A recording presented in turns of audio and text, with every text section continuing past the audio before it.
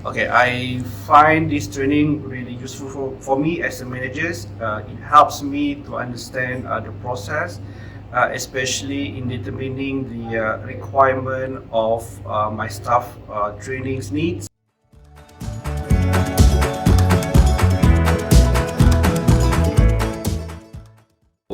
With the MMT training, right, I actually learned a lot of the training they given to me, and also uh, help me in all the analysis, and help me in my this one the job function.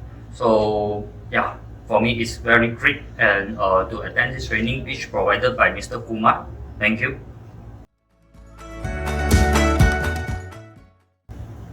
Okay, so thank you, the trainer, Mr. Kumar. So today I learned that development is not only training, but we need to understand what are the needs of the employees. So this is very important for every HR or every manager and HOD.